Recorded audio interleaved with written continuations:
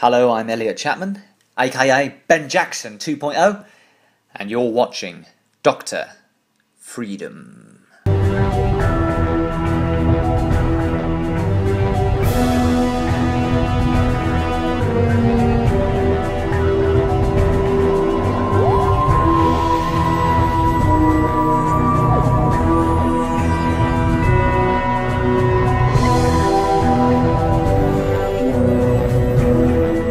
Folks, Dr. Freedom here with Times from Doctor News from in and around the universe that may or may not affect you on such a deep emotion. Nothing can affect me as deeply as go falling. God.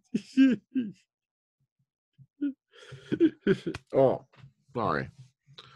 No, I have actually seen over the last, 24 hours or so, just looking at all the reactions, I've seen grown men literally break down and cry like their dog just got ran over in front of them. It's just scary. But, sure, I squirted a few tears, but I'm like, there are literally guys going in oh, man. Well, just not only guys, there are some ladies doing it too. But it just, shows, how Fuvians are so touched when this happens. And, it's just sad that Capaldi gave all those wise words, before he went on. And there are so many people out there who just didn't listen. It amazes me also, you've got all these fans who feel they're entitled. And I'm like, so I've been watching the program going on 35 years. It entitles me to two things, jack and shit. Yeah, and that's about it. It doesn't entitle you to anything. It doesn't make your opinion more valid than the next guy. And sure, there's people who are scared about Jody, but then there's people who are just being outright ignoramuses, screaming and jumping up and down and hiding their closed-mindedness. Or there's a few, like I said, I'm not saying all, but there's a few out there who are just plain misogynists, closeted misogynists, and they're using the PC SJW rant to cover it over. And it's sad, when people have to hide behind an excuse. But okay, let's get off the negative stuff. But the point is, I've been watching this show for 35 years. There's people who've been watching it longer, but apparently the overall message just ran over them like water over a stone in a river, and they missed it. Okay, let's get to the news. You're like, oh, I'm tired of all this crap already. Okay, get to it, fat guy. All right, let's go. Here we go, man. Okay, first off on the bat. All right. Now, George Capaldi, one of them evil stalker DWSR guys, put this up, showing some of the pictures of stuff that was cut from Twice Upon a Time. There was supposed to be more, stuff involving the Arctic base, the Cybermen, and all that, and it was left on the cutting room floor. Now, it could have been for time. They could have only had, sorry about that. I forgot to turn it off. So much time to deal with, and that happens, unfortunately. So, okay, let's keep moving. It's going to be a bit of a jumble because, as you can see at the top of the screen, we got a long way to go. So let's get going. Doctor Who was named the best TV show of Christmas Day 2017, but the Queen wins the TV ratings battle. And unfortunately, we're not talking Freddie Mercury Queen. Okay, the Queen's Christmas message was the most watched program on TV Christmas Day, but RadioTimes.com readers were won over by Jodie Whittaker's Doctor Who debut. Doctor Who was not only trending that night on Twitter, but also all the following day on YouTube. And that has not happened for a while. So in a poll over 1,000 RadioTimes.com users, Doctor Who was named the best show on TV Christmas Day, followed by EastEnders, Yeastbenders, whatever. I don't watch it. Okay, but Festive Shocker, in second, and Called the Midwife in third, and of course, best program, and it's in time and space that day, said Daniel Parrish on the Radio Times Facebook page. Well, and blah blah blah. Here's some stuff going on there, but apparently now they do go into the ratings here. I was going to go into another page, but that'll save me time. Okay, now Doctor Who was it was the fifth most watched show that day. You got that wrong right off the bat. So we're not going to agree there because apparently somebody slipped. All right, I'll show you why in a minute. Here's the Twice Upon a Time press reaction. We're talking, whoa. Yeah, look at this. The Guardian found much to admire in the story. The Mirror felt the show delivered. However, the Telegraph was not impressed. The Daily Mail found the episode wretchedly dull. Radio Times felt the story was lacking substance, but praised the nostalgia inherent in the story. The Independent praised the two lead actors. The Digital Spy felt the episode delivered where it needed to. Den of Geek felt the acting plaudits belonged to one of the guest stars. And I can't overstate just what superb work Mark Gatiss does, too, as the captain. The AV Club felt the episode was a fitting tribute to the 12th Doctor. iNews praised the writing of Stephen Moffat's last story. And finally, Inverse found the episode a fitting final appearance for the 12th Doctor. And that's just to sum up. If you want to read all these for yourself, well, links will be below in the description box as usual. Twice Upon a Time got an AI rating of 81. You have got to be shitting me. I mean, really? 81? Oh, man. But still, that's not a too low number, but come on. Mrs. Brown's Boy came in at 83. And that was the highest of the day. Return to Dr. Mysterio got an 82. Well, all right. So, and Victoria. What? Yeah, Victoria got 88. Yeah, it didn't even get 2 million watchers. But all right. Doctor recap Twice Upon a Time, and this is a nice little touch over the events and all that. And this was featured at Entertainment Weekly. We aren't going to bother with it. All right. Twice Upon a Time, your reactions. So these are some nice tweets, twits, and all that stuff like that for you folks, to give you an idea of what the public think of your thought about this spectacular event that went down. All right, moving on. Now Peter Capaldi and the Doctor Who team came up with the 12th Doctor's final regeneration speech. And this is a little thing right here. They also, in a later interview, blah, blah, blah, some stuff from the Moffat, some stuff from the... So, okay, by the time we got to the part of the filming, I think Peter and I were probably the least emotional on set. So, because we'd put it all in the show. All right, and then boom, boom, boom, boom, boom, and this goes into a little bit of a summary. Now, apparently, PCAP had gone to Moffat before and said there was something he didn't like about the ending thing and all that, and he literally rewrote part of it overnight. Well, all right, okay. When is the new series of Doctor Who on? No one knows. That's why I love it when Radio Times keeps pounding out these articles. When is the next episode on? They don't know shit. All we know is this. Originally, they said August. And then they went back later that same day and retconned it and said, nope, autumn. Now, could it have been a slip up? It could have been. Could have been somebody, a little Freudian slip go there, or it just could have been an autocorrect error. But either way, I don't know. Like I said, there's been words going around like late autumn. Don't know. But I'd really like to see September. And a lot of people are going, how come there was no trailer?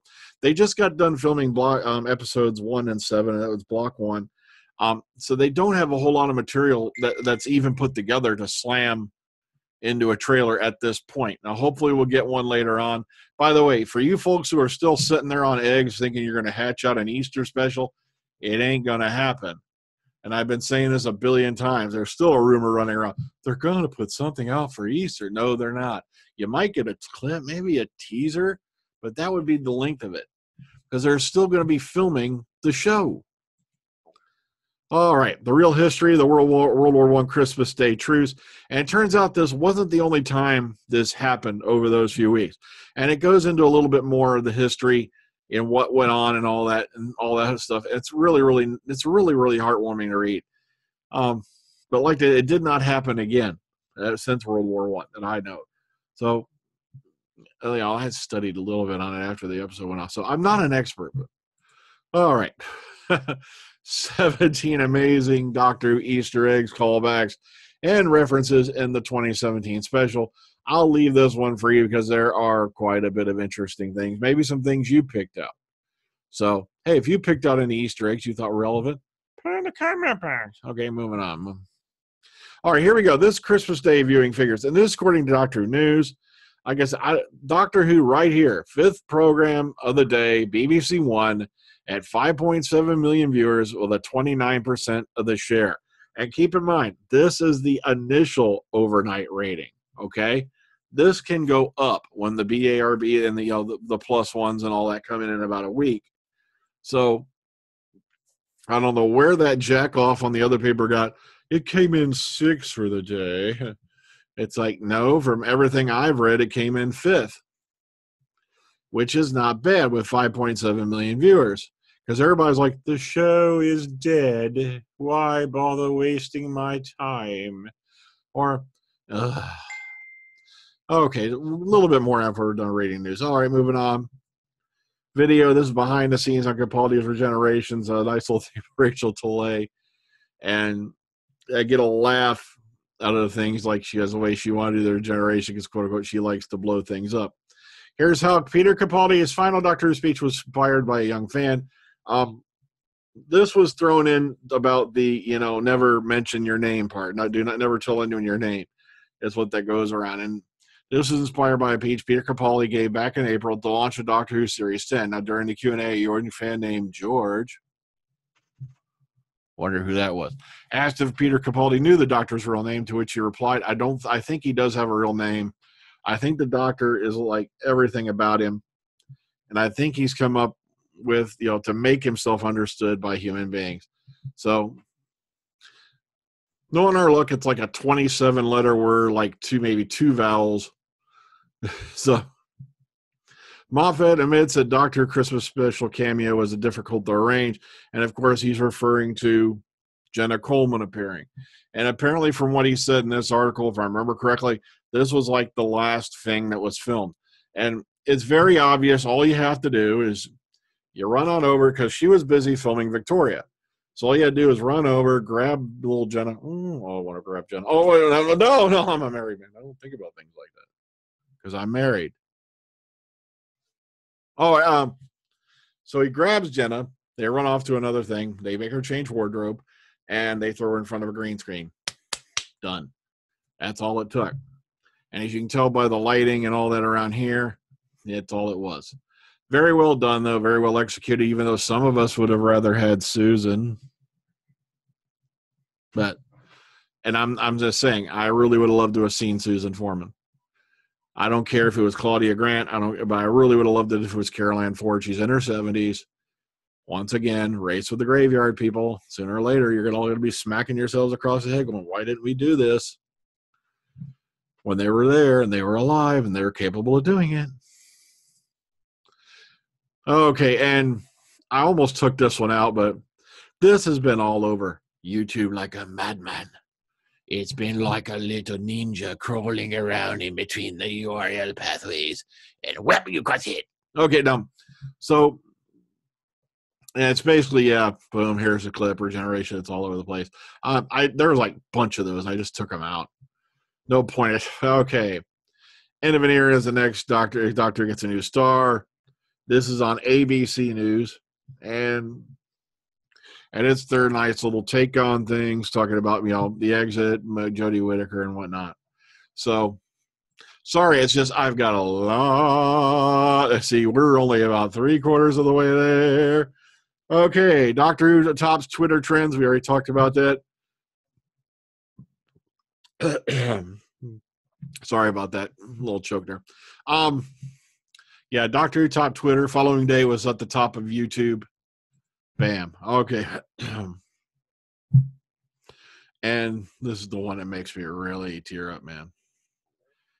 Exclusive behind-the-scenes photos reveal Peter Capaldi's last days on Doctor Who. And just some very lovely shots there. Sorry, I got a little choked up. It's just that one photo in particular. No time wasted as Doctors Moffat and Capaldi take their final bow, and this is over on the Sydney Morning Herald. So a little bit more interesting stuff. This is from the Aussian, and they picked up a couple of things the previous article did not. And lastly, for today, Jodie Whittaker says nothing could prepare her for the role. Even advice from 3 former Time Lords. That's right. And, of course, this jackass is going to try to autoplay a video, which I'll probably automatically get slapped with a copyright on. Would you believe that dogs singing Jingle Bells is still a copyrighted item? See, a lot of people have asked me, why don't you do the thing like you used to do for Pearl Harbor Day? And I said, because I actually got copyright slapped for taps. Taps. How in the name of fiddle-dee-dee, fiddle-dee-dah hell is Taps a copyrighted song? But okay, so the Mirror, this is their take on it, and she talks about others, you know, who have played the role before who've, you know, tried to give her a little advice. So not a whole lot made to it. You know, once again, it's the Mirror. Like I said, now let's get back to the point. You'd think after you've got all these fans who have watched Doctor Who, you know, claiming, I've watched it since the wilderness years, and I feel like I'm entitled. My show is being killed. It's like, how could you watch a show about change, kindness, understanding, compassion, and learning to accept change and, you know, defeating overwhelming odds against bigotry for 30 plus years and completely miss the message? You have to be really ignorant. I used to be one of those guys who used to storm up and down, scream and all that, but you can stand in front of a moving train and shout curses at it all day. And if you don't, you can either step out of the way and get on the train, or change is inevitable. Change happens. Doctor Who needed a severe change, especially all the guys who've been jumping up. The show has been receiving such low ratings. I can feel it dying. Touch the screen. The show needed a radical change, and it got it. And contrary to popular belief, majority of the fans have accepted it. And I'm loving how on Facebook you've got all these jackasses now who are going, the TARDIS has rejected her, therefore hashtag not my doctor. I got an idea. Hashtag kiss my rosy red ass. Good night, folks. Have a good one. Take care of yourselves.